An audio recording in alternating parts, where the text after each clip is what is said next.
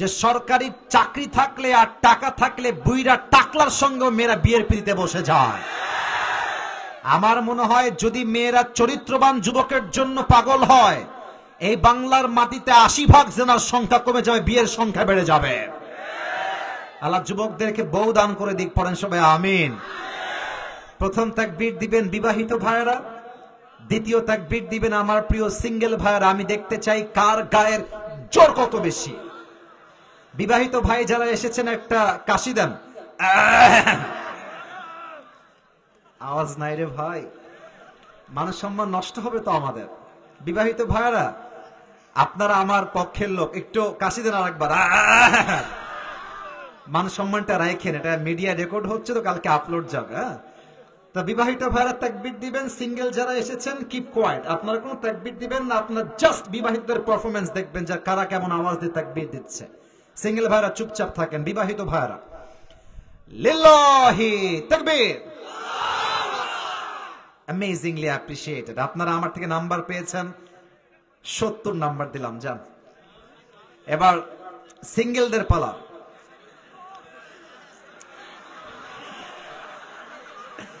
Single কাশি দাও একটা, দেখা যাক কারা জিতে আজকের মাহফিলে। সিঙ্গেল ভাইয়াদের পালা, বিবাহিত ভাইয়ারা চুপ থাকবেন। সিঙ্গেল ভাইয়ারা নারে তাকবীর। বিবাহিত ভাইয়ারা আমাকে মাফ করে দেবেন, হলো না। আজকের মাহফিলে আমার সিঙ্গেল ভাইয়ারাই পাস করেছে, ঠিক কিনা বলেন? আচ্ছা, এবার সবাই মিলে একটা তাকবীর দিবেন, শেষ তাকবীর। এই তাকবীরের পরে আমরা আয়াত ভিত্তিক আলোচনায় ঢুকে যাব। দেখা যাক কত জোরে তাকবীর আপনারা দিতে পারেন। আমার একটা বিশ্বাস আছে, নওগাঁর সন্তান কেউ কাপুরুষের সন্তান নয়, সব বীর পুরুষের সন্তানগুলো আমার সামনে বসে আছে। নারে তাকবীর। আল কোরআনের আলো, আল হাদিসের আলো, কোরআন হাদিস যেখানে, আলেম ওলামা যেখানে, নওগাঁবাসী যেখানে, আল্লাহ যেন কবুল করে, পড়েন সবাই আমিন। আপনাদের জন্য আমি আজকে ছোট্ট একটা হাদিয়া নিয়ে আসছি, গিফট নিবেন? বের করব? আমার মাহফিলের ক্যারিয়ারে এরকম দামি টুপি কখনো আমি গিফট করি না, আজকে ফার্স্ট টাইম। এটা একটু ভাব নেওয়ার জন্য হলেও বলতে হবে। এটা পাকিস্তানি প্রাইস হচ্ছে 4000 টাকা। ভাব নিলাম, তবে কথা সত্য। আচ্ছা, কেন বললাম দামটা? এটা আমার খুব পছন্দের একটা টুপি। এখন বলবেন হুজুর আপনি এত দামি টুপি গিফট কেন দিবেন আজকে যুবকদেরকে বা মুরব্বীদেরকে? শর্ত একটা আছে। আমার ওয়াজের পয়েন্ট থাকবে মোট 3টা। বলেন সবাই কয়টা? যদি কোনো যুবক কিংবা কোনো মুরব্বী এটাকে শুরু থেকে নিয়ে শেষ পর্যন্ত শুনে মেমোরাইজ করতে পারে, অর্থাৎ মুখস্থ করতে পারে, এবং শেষে গিয়ে আমাকে উত্তর করতে পারে, তাকে এই টুপিটা আমি আজকে গিফট করব। রাজি আছেন?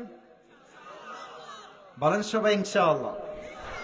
তাহলে মনোযোগ কি পার্কে থাকবে না মাহফিলে থাকবে? মনোযোগ কি ফেসবুকে থাকবে না মাহফিলে থাকবে? আজ আলোচনার সেন্ট্রাল থিম বা সাবজেক্ট ম্যাটার হচ্ছে নবীজির জীবনের 3টা সাবজেক্ট নিয়ে। 1, নবীজি দেখতে কেমন ছিলেন, 1 নাম্বার। 2 নাম্বার, নবীজির সম্মান আল্লাহ তাআলা কত দিয়েছেন। নাম্বার 2, নবীর আদর্শ কেমন ছিল। সুবহানাল্লাহ পড়বেন না আপনারা সবাই? নাম্বার 1, আমাদের নবী, how he was look like, নবীজি দেখতে কেমন ছিলেন। And what is the status of last messenger Muhammad sallallahu alaihi wasallam, নবীর সম্মান ইসলামে কতটা উঁচুতে, এটা আমরা জানবো। And finally we will talk about the ideal of last messenger, আমরা নবীর আদর্শ নিয়ে জানবো, নবীর আদর্শ কেমন ছিল। আমার মনে হয় এই 3টা সাবজেক্ট যদি কোনো বিধর্মী শোনে, হতে পারে সে খ্রিস্টান, হতে পারে সে বৌদ্ধ, হতে পারে সে হিন্দু, মন দিয়ে শুনলে আমার বিশ্বাস সে কালেমা পড়ে মুসলমান হতে বাধ্য হয়ে যাবে, ঠিক কিনা বলে? তাহলে বলেন তো, নবীর জীবনের কয়েকটা বিষয় আমরা কথা বলবো আজকে? আওয়াজটা কমে গেল কেন? লেটস রিপিট এগেন, আমরা আবার বলি, কয়টা? আমি বলবো, আপনারা তারপরে বলবেন। 1 নাম্বার নবীর চেহারা, 1 নাম্বার। 2 নাম্বার নবীর সম্মান, 2 নাম্বার। 3 নাম্বার নবীর আদর্শ, 3 নাম্বার। শুরু করছি, আল্লাহর রাসূল দেখতে কেমন ছিলেন? ফার্স্ট অফ অল, আল্লাহর হাবিব সাল্লাল্লাহু আলাইহি ওয়াসাল্লাম একজন সুঠাম দেহের মানুষ ছিলেন, হ্যান্ডসাম একজন মানুষ ছিলেন, সুদর্শন একজন যুবক ছিলেন।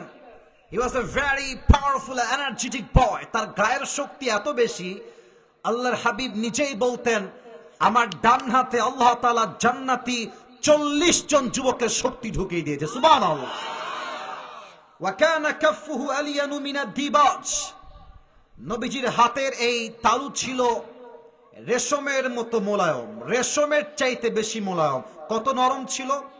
সাহাবীরা যখন হাত মিলাতেন, আসসালামু আলাইকুম মুসাফাহা, নবীর হাত এত নরম ছিল, এত মোলায়েম ছিল, নবীর হাত একবার যে ধরতো সে আর ছাড়তে চাইতো না, ধরে রেখে দিত এমনি।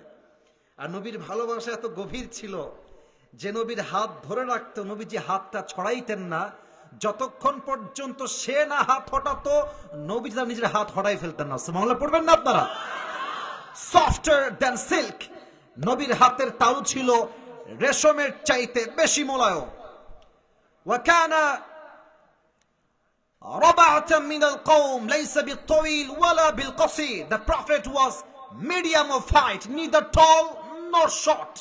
নবী ছিলেন একজন মাঝারি হাইটের যুবক, খুব বেশি লম্বা না, তাল গাছের মতো, আবার খুব বেশি বাটুও না। দেখবেন বেশি লম্বা হইলেও ভালো লাগে না, বেশি বাটু হইলে মেয়েরা আবার বিয়ে করতে চায় না। হাসলেন কেন? কথা আমি ভুল বললাম না ঠিক বললাম? বলেন না। আচ্ছা, বেশি লম্বা হইলে দেখতে তাল গাছ মনে হয়। দেখবেন যে এত লম্বা কিছু মানুষ আছে, দেখতে গেলে টুপি পরে যাওয়ার সম্ভাবনা আছে। আবার কিছু লোক এত হাইটে ছোট, দেখতে বাচ্চার মতো মনে হয়। আমার নবী গুঠুও ছিলেন না, অতিরিক্ত লম্বাও ছিলেন না। হি ওয়াজ আ মিডিয়াম অফ হাইট, মাঝারি গঠন একজন যুবক ছিলেন। আমার নবীর গায়ের রং কেমন ছিল? হাদিসে আসছে, ওয়া কানা আযহারাল লাউন। নবীর গায়ের চেহারার রং ছিল ব্রাইট কালার, সাদা সুন্দর। সুবহানাল্লাহ পড়বেন না? তবে একটা ব্যাখ্যা আছে, একটা ব্যাখ্যা আছে। সাদা সুন্দর বললেই নবীর চেহারার রঙের বর্ণনা দেওয়া যাবে না। অনেকে ভুল বোঝে, অনেকে বলে সাইয়েদানা ইউসুফ আলাইহিস সালাতু ওয়াস সালাম বেশি সুন্দর ছিলেন। না, ভুল কথা। উনি সুন্দর ছিলেন, তবে আমার নবীর মতো সুন্দর ছিলেন না। ব্যাখ্যাটা বোঝেন, ব্যাখ্যাটা বোঝেন। আচ্ছা দেখেন তো, আচ্ছা একটা কথা বলবো, মুরব্বীরা যারা এসেছেন, আপনারা আমার কথা রাগ করবেন না আব্বাজান, আমি যেটা বুঝাচ্ছি এটা আপনারাও বুঝবেন, যুবকরা একটু ভালো বুঝবে কথাটা। আচ্ছা, আমি 2টা দেশের নাম বলছি, এক হচ্ছে পাকিস্তান, আর এক হচ্ছে অস্ট্রেলিয়া। নাম তো শুনছেন নাকি? নাম শুনছেন না সবাই? আচ্ছা, পাকিস্তানের মেয়েরা হচ্ছে লাবণ্যময় সুন্দর, আর অস্ট্রেলিয়ার মেয়েরা হচ্ছে সাদা সুন্দর। এবার আপনারা আমাকে উত্তর দিবেন। একজন মেয়ে সামনে পুরোটাই ধবধবে সাদা, আর একজন লাবণ্যময় সাদা, লাবণ্যময় সুন্দর। আপনি কি ধবধবে সাদা সুন্দরীকে বিয়ে করবেন না লাবণ্যময় সুন্দরীকে বিয়ে করবেন? আমার নবীর চেহারা সাদা রং নয়, আমার নবীর পুরো চেহারার গায়ের চামড়া ছিল লাবণ্যময় সুন্দর। সুবহানাল্লাহ। আসলে সত্য কথা বলতে, নারীর চেহারার দাম আছে, পুরুষের চেহারার দাম নাই। পুরুষের টাকা থাকলেই পুরুষের দাম আছে। কথাটা খুব গভীর, যারা বোঝার বুঝে গেছেন আপনারা। পুরুষ যতই সুন্দর হোক, টাকা নাই তার কোনো পরিচয় নাই, তাই না ভাই? পুরুষ কালো, দেখতে হাইটে ছোট, চেহারা আহামরি সুন্দর না, पैसा बहुत ज्यादा है। মেয়েরা বলবে যুবক মানুষ একটু সুন্দর কম হলে হবে, সমস্যা নেই, বিয়ে করা যাবে। আরেকজন ছেলে দেখতে অনেক সুন্দর, very strong, very handsome boy, টাকা নাই, দেখবেন মেয়ের বাপ মেয়েকে বিয়ে দেওয়ার জন্য রাজি হবে না। যুবক ভাইরা ঠিক কিনা বলেন? আমার নবী ছিলেন লাবণ্যময় সুন্দর। নবীর চেহারা এত সুন্দর ছিল, আয়েশা রাদিয়াল্লাহু তাআলা আনহা বলতেন, নবী যখন আমার ঘরে প্রবেশ করতেন মনে হতো চাঁদের একটা আলো আমার ঘরে প্রবেশ করেছে। সুবহানাল্লাহ। এবার আসেন নবীর চুলটা কেমন ছিল। নবীর চুলটা কেমন ছিল, আমার দুই হাত একটু খেয়াল করবেন। আমার দুই হাত দেখা যায়? কথা না বললে বুঝি কেমন করে দেখা যায়? আমি হাত দিয়ে হাদিসটা ব্যাখ্যা করব। নবীর চুল কখনো থাকতো কানের লতি বরাবর, কখনো কাঁধ বরাবর। কাঁধ বরাবর মানে কি? বাবরি চুল। এবার তো যুবকরা খুব খুশি, হুজুর লম্বা চুল রাখার দলিল পেয়ে গেছে। সোনামণি বুঝতে হবে, এটার মানে টিকটক কাটিং নয়, এটার নাম বাবরি কাটিং, এটা টিকটক কাটিং নয়। ঠিক কিনা বলেন? টিকটক কাটিং কেমন? বাবারা যারা এসেছেন দেখেন তো আমার কথা মেলে কিনা। এলাকায় দেখবেন কিছু ছেলে পেলে আছে, আব্বা যান একটু খেয়াল করবেন, দেখবেন যে চুল এই পাশেও নাই, দেখবেন এই পাশেও নাই, মাঝখানে দেখবেন লম্বা লম্বা সজারুর মতো খাড়া খাড়া চুল আছে না নাই? আর কি বলবো, দুঃখের কথা, এই মেয়েদের রুচি এত খারাপ হয়ে গেছে, দিনদার ছেলে পছন্দ হয় না, দাড়িওয়ালা পছন্দ হয় না, সব মেয়েদের আজকাল গাঞ্জাখোর বেশি পছন্দ হয়। আমি দেখেছি যুবকদেরকে টিকটক করতে করতে গাঞ্জা খাইতে খাইতে জীবন শেষ, এরাই মেয়েরা পছন্দ করে। আর দাড়িওয়ালা যুবক, দিনদার যুবক, পাঁচ ওয়াক্ত নামাজি যুবক, তাকে দেখলে অনেক মেয়েরা নাক ছিটকায়। আমার কথাই স্পষ্ট, যেই মেয়ে তোমাকে নবীর সুন্নাহের দাড়ির জন্য বিয়ে করতে চায় না, সেই মেয়ে তোমার বাড়ির বউ হওয়ার কোনো যোগ্যতাই রাখে না। যেই মেয়ে তোমাকে নবীর সুন্নাহের দাড়ির জন্য বিয়ে করতে চায়, সেই তোমার বাড়ির বউ হওয়ার যোগ্যতা রাখে। ঠিক কিনা বলেন? এবার বলেন তো, আমার নবীর মুখে লম্বা লম্বা চাপ দাড়ি ছিল কি ছিল না? আমার নবীর মতো সুন্দর এই তল্লাটে দ্বিতীয় আর কেউ কি হতে পারে? চাঁদের চেয়ে সুন্দর তুমি, নবী আমার কামলিওয়ালা, দো জাহানের বাদশাহ তুমি, প্যারা নবী সাল্লে আলা, দো জাহানের বাদশাহ তুমি, প্যারা নবী সাল্লে আলা, চাঁদের চেয়ে সুন্দর তুমি, নবী আমার কামলিওয়ালা। সুবহানাল্লাহ পড়বেন না? শেষ কথা, নবীর পিঠের বাম দিকে কাঁধের উপরে কানা কাতিফাইহি খাতামুন নবুওয়াহ। এই হাদিসটা একটু মনোযোগ দিবেন। আপনারা যে এত মনোযোগ দিয়ে ওয়াজ শুনতেছেন, আমার মনে হচ্ছে নওগাঁর প্রত্যেকটা কোরআন প্রেমিক পাখিগুলো আমার সামনে চাতক পাখির মতো বসে তাফসীর শুনছে। কানা কাতিফাইহি খাতামুন নবুওয়াহ, নবীর পিঠের বাম দিকের কাঁধের উপর একটা মুহরুন নবুওয়াহ ছিল। ব্যাখ্যা দিচ্ছি, একটু ভালো করে বুঝবেন। হালকা উঁচা, হালকা উঁচা, দেখতে কেমন ছিল? কিছুটা লালচে লাল। আর এই মুহরুন নবুওয়ার উপরে হালকা কয়েকটা চুল ছিল। একবার একজন সাহাবী এসে বলছে, রাসূলুল্লাহ ইয়া হাবিবাল্লাহ, আপনার বিরুদ্ধে আমার একটা অভিযোগ আছে। সাহাবা একরাম তো খেপে গেছে, আরে কত বড় সাহস, নবীর বিরুদ্ধে কমপ্লেইন করছে, কত বড় সাহসটা। ওমরে ফারুক উঠে গিয়েছে মারার জন্য, তোরে খাইছি আজকে বেটা, তোর সাহস তো কম না। নবীজি বলছে, ওমর বাস বাস, ওকে বলতে দাও, দাঁড়ান, কি বলবেন বলেন। বলছে, ইয়া রাসূলুল্লাহ ইয়া হাবিবাল্লাহ, আপনার কাছে আমি একটা জিনিস পাই, আমার হক আছে। নবীজি বলছে, তোমার আবার কিসের হক? আমার, আমি তোমার টাকা পয়সা ধার নি তোমার থেকে, তোমার হকটা কোথায়? বলছে, ইয়া রাসূলুল্লাহ ইয়া হাবিবাল্লাহ, যুদ্ধের ময়দানে যুদ্ধ করার সময় এক কাফের আপনাকে অ্যাটাক করতে এসেছিল। ওই কাফেরকে আপনি যখন আঘাত করতে যাবেন, সে আঘাতটা মিস্টেকলি আমার পিঠে লেগেছে, ওই আঘাতটা আমার গায়ে লেগেছে। আজকে ওই আঘাতটা আমি আপনাকে ফেরত দিতে চাই, আমি আপনাকে এই হকটা আদায় চাই আপনার থেকে। এই কথা শুনে ওমরে ফারুক তো আর সহ্য করতে পারে নাই। আরে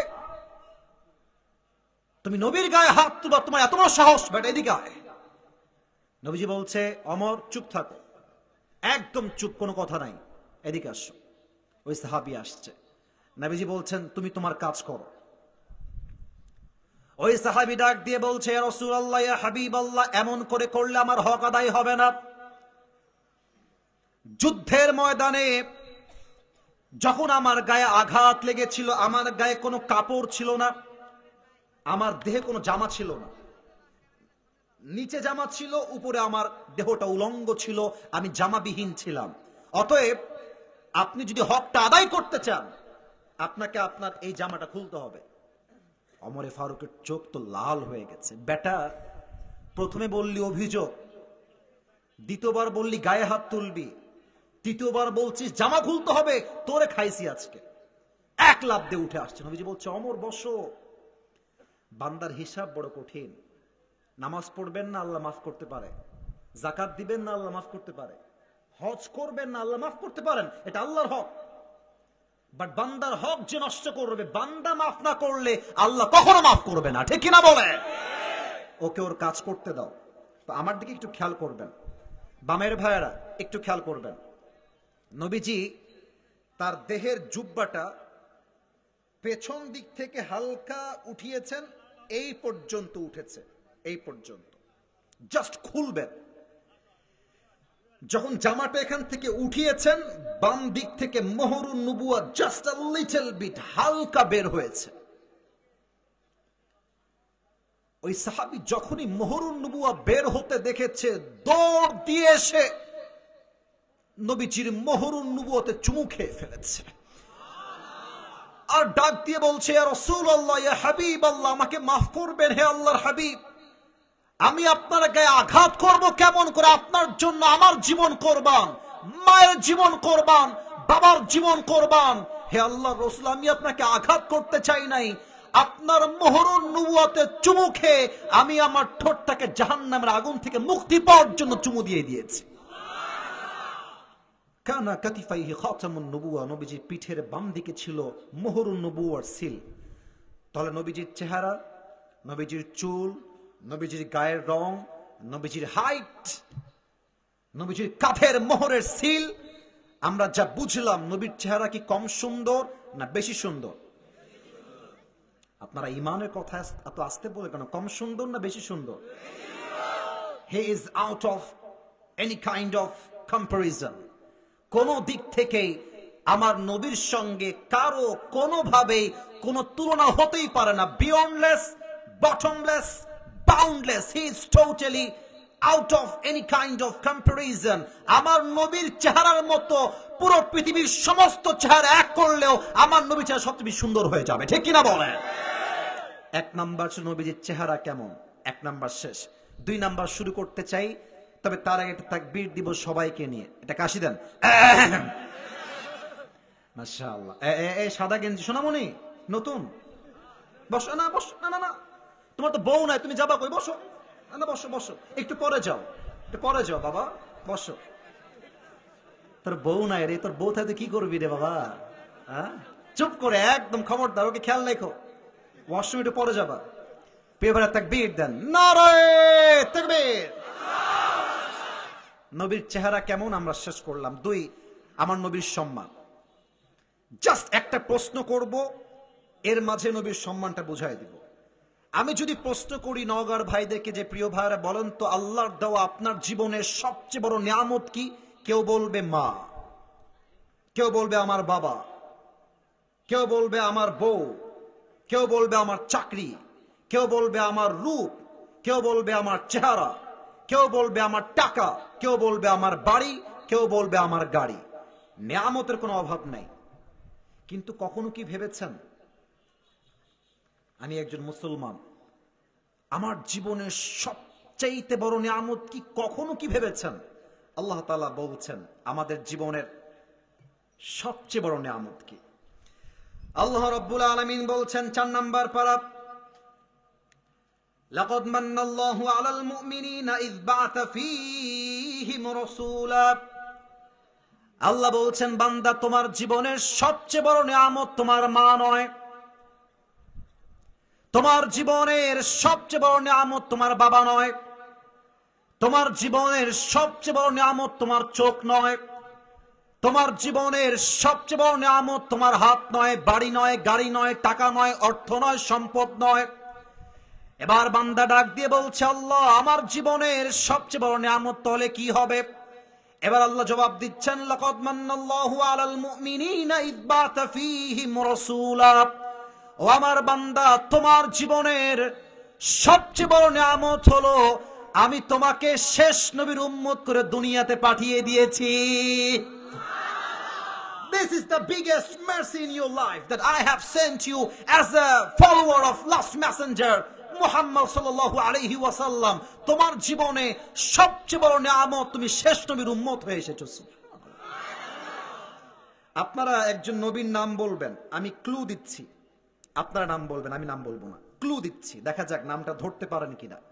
একজন নবী যিনি আল্লাহর সঙ্গে কোনো পর্দা ছাড়া, কোনো মিডিয়া ছাড়া, ভায়া ছাড়া সরাসরি কথা বলতেন, নবীর নাম কি? মাশাআল্লাহ, রাইট আনসার, মুসা আলাইহিস সালাতু ওয়াস সালাম। উনি কথা বলতেন তুর পাহাড়ে। বলেন সবাই, কোন পাহাড়ে? একদিন মুসা আলাইহিস সালাম বলছে, আল্লাহ আচ্ছা একটা কথা বলবো আল্লাহ তোমাকে, তুমি যদি আমাকে জানাই দাও আমার জন্য খুব ভালো হয়। আল্লাহ বলছে, মুসা বলো কি কথা? বলছে, আল্লাহ আমি একটা জিনিস জানতে চাই তোমার থেকে, তুমি বললে আমি জানবো। আল্লাহ বলছে, বলো কি জানতে চাও? মুসা আলাইহিস সালাম বলছে, আল্লাহ এই যে আমি তোমার সঙ্গে কথা বলি সব সময়, সামনে কোনো দেওয়াল নাই, পর্দা নাই, ভায়া নাই, মিডিয়া নাই, কোনো ব্যক্তি নাই, আমি চাইলে তোমার সঙ্গে কথা বলছি আল্লাহ, এমন সুযোগ কি আর কেউ পাবে? আল্লাহ বলছে, মুসা তোমার এই প্রশ্ন? জি আল্লাহ, উত্তরটা কি হবে আপনি বললে আমি জানবো। আল্লাহ বলছে, মুসা তুমি একটা কথা ভুল বলেছ, তুমি চাইলে আমার সঙ্গে কথা বলতে পারো না, আমি চাইলে তুমি কথা বলো, এক নাম্বার। দুই নাম্বার কথা, তোমার পরে শেষ নবী একজন আসবে, তার নাম হবে মুহাম্মাদুর রাসূলুল্লাহ সাল্লাল্লাহু আলাইহি ওয়াসাল্লাম। আমি আল্লাহ চাইলে তুই মুসা কথা বলতে পারো, আমি আল্লাহ না চাইলে নো।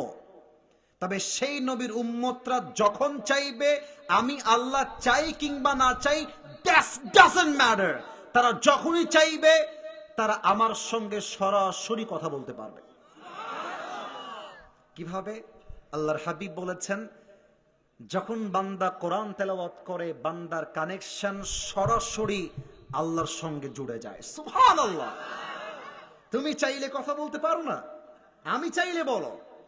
আর মুহাম্মদের উম্মতরা এত দামি হবে, আমি চাওয়া না চাওয়া ডাজন্ট ম্যাটার, তারা চাইলে আমার সঙ্গে any time anywhere in the world যখন চাইবে তখন আমার সঙ্গে কথা বলতে পারবে। সুবহানাল্লাহ।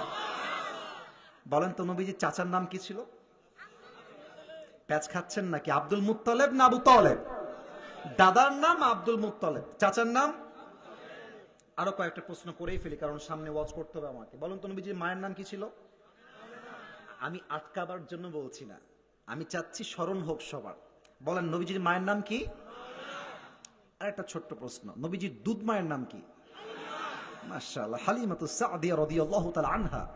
শেষ প্রশ্ন, নবীজির বাবার নাম কি? আসতে বললেন কেন? নবীজির বাবার নাম? আচ্ছা, নবীজির বয়স যখন 7 থেকে 8 কিংবা 9, নবীজি বসে আছে, চাচা আসছে আবু তালেব, ভাতিজা আর কি, চাচা ভাতিজা সম্পর্ক, তাই না? তো কথা বলে কে এখানে? এই ব্রাজিল, এই আওয়াজ হবে না, না না হাসি না, আওয়াজ আসলে মনোযোগ কমে যায়। বামে আওয়াজ পেয়েছি কয়েকবার, প্লিজ তুমি মেরে দোস্ত হো यार, প্লিজ চুপ হয়ে যাও মেহরবানি করে, প্লিজ পায়ে হাত, চুপ চুপ থাকে। তাকবীর দেন, নারায়ে তাকবীর। আবু তালেব আসছে, নবীজি চুপচাপ বসে আছে, একজন যুবক নয়, কিশোর। আবু তালেব এসে বলছে, ভাতিজা তুমি যে কোনো সাধারণ মানুষ নও, তুমি যে অসাধারণ মানুষ এটা আমি আগের থেকেই জানি। সুবহানাল্লাহ। তো নবীজি বলছে, চাচা এটা কি বললেন, আমি কি অসাধারণ মানুষ? বলছে, ইয়েস, ইউ আর অ্যামেজিং, তুমি অসাধারণ। তো বলছে, চাচা আপনি জানেন কেমনে? বলছে, আমি দুই ভাবে জানি। এক, তোমার মায়ের থেকে শুনেছি। দুই, আমি নিজের চোখেই দেখেছি তুমি কোনো সাধারণ নও, তুমি এক অসাধারণ মহামানব। সুবহানাল্লাহ। নবীজি বলছে, তাই নাকি? আম্মা বলেছে আমার ব্যাপারে? মা কি বলেছে আমাকে বলেন চাচা, মা কি বলেছে আমার ব্যাপারে? আবু তালেব বলছে, মুহাম্মদ তোমার মা আমাকে বলেছে। আল্লাহু আকবার, কি কথা, কি কথা!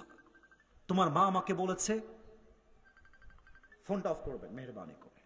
তোমার মা বলেছে, যখন সন্তান কোনো মায়ের গর্ভে আসে 10 মাস 10 দিন মা তার পেটের ব্যথার যন্ত্রণায় ঘুমাতে পারে না, খেতে পারে না, উঠতে পারে না। কিন্তু তুমি তোমার মায়ের গর্ভ থেকে নিয়ে আসা পর্যন্ত 10 মাস 10 দিন তোমার মা তার গর্ভে তুমি আসার পরে বিন্দু পরিমাণ কোনো ব্যথা অনুভব করে নাই। সুবহানাল্লাহ। আসতে পড়লেন কেন? আরে আওয়াজ দিয়ে কোন সুবহানাল্লাহ।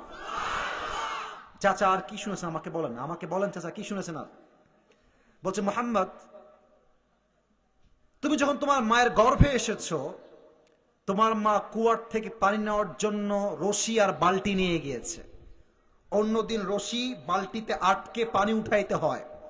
তুমি তোমার মায়ের গর্ভে আছো আর কুয়ার পানি অটোমেটিক নিচের দিক থেকে উপরে উঠে চলে এসেছে। চাচা আর কি শুনেছেন? আবু তালেব ডাক দিয়ে বলছে, ভাতিজা তোমার মা বলেছে তুমি যখন তোমার মায়ের গর্ভে ছিলে, তোমার মা রাস্তায় হাঁটতে শুরু করেছে, রাস্তায় প্রচন্ড রোদের তাপে মানুষের ঘিলু হয়তো বা টকবক করে ফুটছে, এত রোদের প্রচন্ড তাপ। তুমি তোমার মায়ের গর্ভে আছো, হঠাৎ করে সব রোদ দূর হয়ে গিয়েছে, একটা মেঘ তোমার মায়ের মাথার উপরে দাঁড়িয়ে ছায়া দেওয়া শুরু করে দিয়েছে। চাচা আর কি শুনেছেন বলেন তো দেখি। চাচা বলছে, মুহাম্মদ তোমার মা বলেছে তুমি যখন তোমার মায়ের গর্ভে ছিলে, তোমার মা রাস্তা দিয়ে হাঁটছে আর রাস্তার দুই পাশে, বাট আমার মুহাম্মদের মতো এত সুন্দর বাচ্চা আমি জীবনে কখনো দেখি নাই। হালিমাতু সাদিয়া বলছে, ঠিকই বলেছেন, আপনি আর কি দেখেছেন? আপনি তো থাকেন এইখানে, আমার কাজ দেখেন। আমি পুরো এরিয়াতে রাজার ছেলে, মন্ত্রীর ছেলে সবাইকে আমি দুধ পান করিয়েছি, রাজ্যে রাজ্যে আমি ঘুরেছি। আমি কসম করে বলছি, মুহাম্মদের মতো এত সুন্দর সুশ্রী মানব, এত সুন্দর বাবু আমি জীবনে কখনো কোথাও দেখতে পারি নাই। এবার আব্দুল মুত্তালেব আসছে, ডাক দিয়ে বলছে, তোমরা বেডি মানুষ, তোমরা আর কি দেখেছো? তোমরা তো মেয়ে মানুষ, তোমরা কয় জায়গায় গিয়েছো আমার থেকে শোনো। আমি ইরাকে গিয়েছি, শামে গিয়েছি, সিরিয়াতে গিয়েছি, মিশরে গিয়েছি, আমি পুরো পৃথিবীর কয়েকটা কান্ট্রি ব্যবসার জন্য ভিজিট করেছি, পুরো বিশ্বের এত দেশ ভ্রমণ করেছি। ওয়াল্লাহে মুহাম্মদের মতো এত সুন্দর পিচ্চি বাবু আমি জীবনে কোথাও দেখি নাই। এবার আসছে জিবরাইল আলাইহিস সালাম, সে বলছে, আপনারা কি দেখেছেন আমার থেকে শোনেন। পৃথিবীর প্রত্যেকটা নবীর কাছে আমি জিবরাইল ওহী নিয়ে আসছি। আদম আলাইহিস সালামকে জান্নাতে দেখেছি, ইউসুফ আলাইহিস সালামকে কুয়ার মধ্যে আমি ধরেছিলাম, ইউনুস আলাইহিস সালামকে মাছের পেটে দেখেছি, ইব্রাহিম আলাইহিস সালামকে আগুনে দেখেছি। আমি জিবরাইল ঈসা আলাইহিস সালামকে দুনিয়ার থেকে আকাশে নিয়ে গিয়েছি। এত নবী দেখেছি, এত মানুষ দেখেছি, এত সাহাবী দেখেছি, এত আল্লাহওয়ালা দেখেছি, মুহাম্মদের মতো এত সুন্দর মানুষ আমি কখনো দেখি নাই। আমার নবীর সম্মান বলেন সবাই কম না বেশি? আস্তে কেন বলেন সবাই, কম না বেশি? আমার নবী একমাত্র নবী, যেই নবীকে আল্লাহ তাআলা মৃত্যুর সময়ও সম্মান দিয়েছেন। নবী যেদিন মারা যাবেন, আপনারা সবাই আল্লামা দেলোয়ার হোসেন সাইদি হুজুরের নাম শুনেছেন? আপনারা কি ভয় পাচ্ছেন নাকি আজকে? আগে আমরা সাইদি হুজুরের নাম বললে বলতো রাজাকার।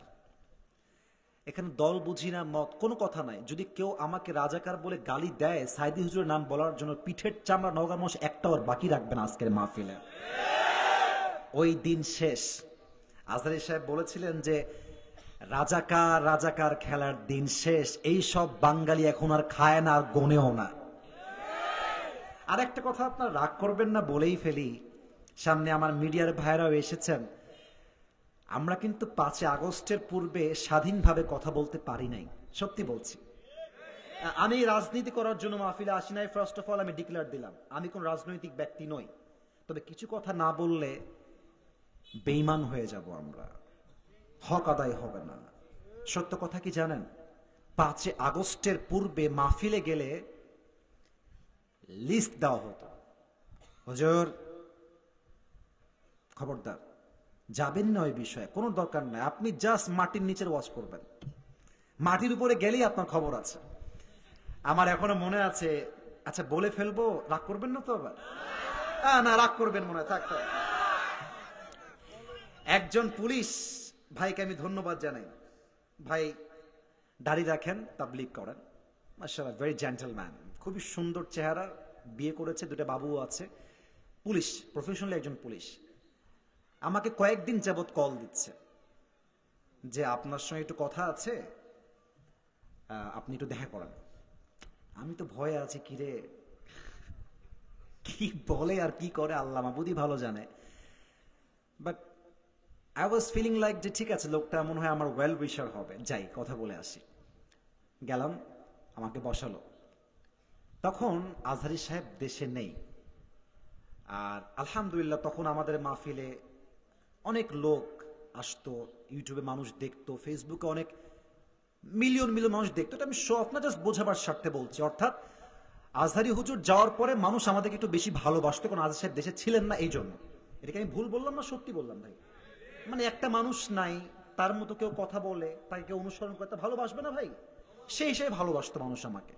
তিনি আমাকে বললেন, আপনি খুব সাবধান হয়ে যান, কারণ আপনার ওয়াজ গোয়েন্দার লোক অলওয়েজ শুরু থেকে নিয়ে শেষ পর্যন্ত শোনে, যে আপনি কোথায় কখন কি বলেন। এই যে আমার কোরআন আমার সামনে আছে, এভাবেই বললেন যে আপনার প্রত্যেকটা ওয়াজের শব্দকে কাউন্ট করা হয়।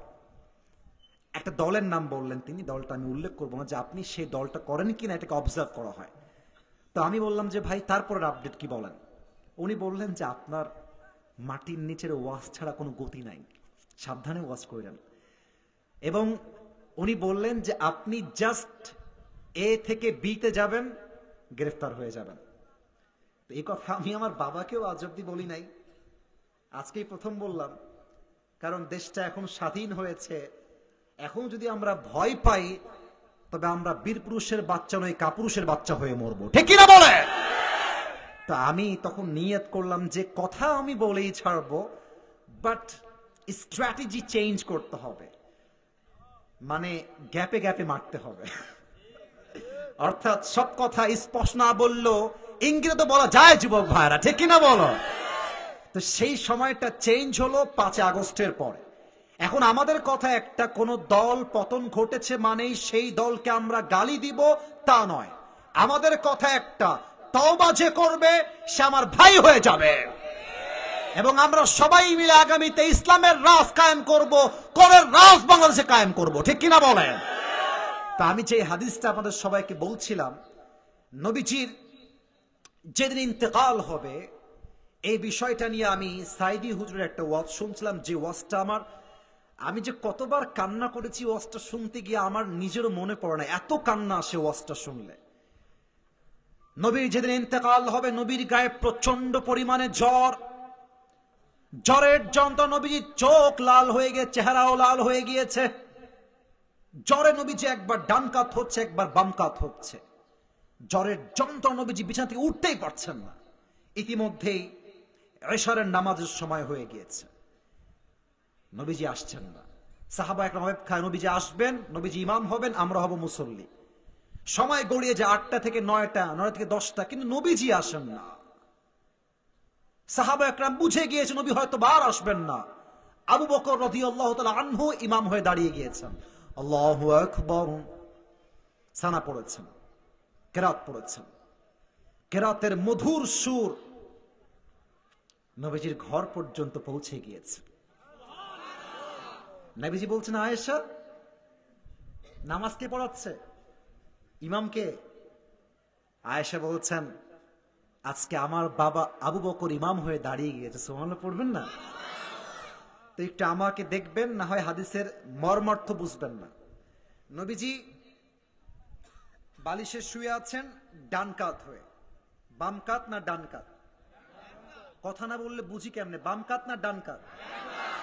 নবীজি বললেন, আয়েশা আমার কাছে আসো। আয়েশা আসলেন। নবীজি বললেন, আমার মাথাটাকে একটু উঁচু করে উঠাও। নবীজি মাথাটাকে হালকা উঁচু করলেন। আয়েশা বললেন, জানালা খুলে দাও। আয়েশা রাদিয়াল্লাহু তাআলা আনহা জানালা খুলে দিলেন। নবীজি তাকিয়ে আছেন, জামাতের দিকে নামাজ হচ্ছে, আবু বকর হচ্ছে ইমাম, সাহাবা একরাম সব মুসল্লি হয়ে নামাজ পড়ছে। আর আয়েশা দেখছে নবীজির দুই চোখ দিয়ে টলটল টলটল করে পানি পড়ছে, অশ্রু ঝরছে। আয়েশা ডাক দিয়ে বলছে, রাসূলুল্লাহ, ইয়া হাবিবাল্লাহ, আপনার চোখের কোঠায় পানি কেন? আপনি কাঁদছেন কেন? নবীজি ডাক দিয়ে বলছেন, আয়েশা, এটা আমার কষ্টের পানি নয়, এটা আমার শান্তির পানি, সুখের পানি। আমার চোখের সামনে আজকে যে জামাতটা আমি দেখতে পাচ্ছি আদায় হচ্ছে, এই জামাতটাকে কায়েম করবার জন্য উহুদের ময়দানে আমার রক্ত ঝরেছে, আমার দন্দান মুবারক শহীদ হয়েছে, হাজার হাজার সাহাবী জীবনের তাজা রক্ত দিয়ে শহীদ হয়েছে, এর বিনিময়ে আল্লাহর জমিনে আল্লাহর জামাতটা কায়েম হয়েছে। ঠিক কিনা বলে? নবীজি কথা বলে আবার শুয়ে পড়লেন।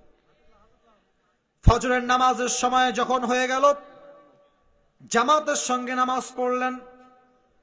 বাসায় চলে আসছেন নামাজ পড়ে, একটু শুয়ে আছেন, একটু ঘুম ঘুম ভাব, অসুস্থ, জ্বর, মাথা ব্যথা, চোখ লাল। হাদিসে আসছে হাতের এই অংশগুলো জ্বরের তাপে লাল হয়ে গেছে, কিছুটা ফুলা ফুলা হয়ে গেছে, জ্বরের তাপের যন্ত্রণায়। ইতিমধ্যেই জিবরাইল আসছে, এসেই বলছে, আসসালামু আলাইকা ইয়া রাহমাতাল লিল আলামিন। নবী, হে আপনাকে সালাম, আল্লাহ আরশে আজিম থেকে আপনাকে সালাম পাঠিয়েছে। সুবহানাল্লাহ পড়বেন না? নবী, আপনি কেমন আছেন? ইয়া রাসূলুল্লাহ, আপনি কেমন আছেন? ইসরে, আমাদের মতো লোক হইলে কি বলতো, আরে বইল না, আর জীবনটা তামা তামা হয়ে গেল। আল্লাহ মনে হয় মানুষ পায় না দুনিয়াতে, সব কষ্ট আমার উপর আল্লাহ দিচ্ছে। আমার ছেলে ভালো না, বউ ভালো না, মা ভালো না, টাকা নাই, বাড়ি নাই, গাড়ি নাই, অভিযোগের কোনো শেষ নাই। এত জ্বর গায়ে। নবীজি বলছেন, জিবরাইল, আলহামদুলিল্লাহ আলা কুল্লি হাল, আল্লাহ আমারে যেমনে রেখেছে আমি তেমনেই খুশি। সুবহানাল্লাহ। নবীজিকে বলছে, ইয়া রাসূলুল্লাহ, আজকে আমি একা আসি নাই, মেহমান নিয়ে আসছি, একজন বাহিরে দাঁড়িয়ে আছে। আপনি পারমিশন দিলে he will enter in this house, আপনি বললে আসবে, আদারওয়াইজ সে আসবে না। আমি কি নিয়ে আসবো? কে কে? নিয়ে আসো, নিয়ে আসো। যে ঢুকেছে তার নাম হচ্ছে মালাকুল মউত।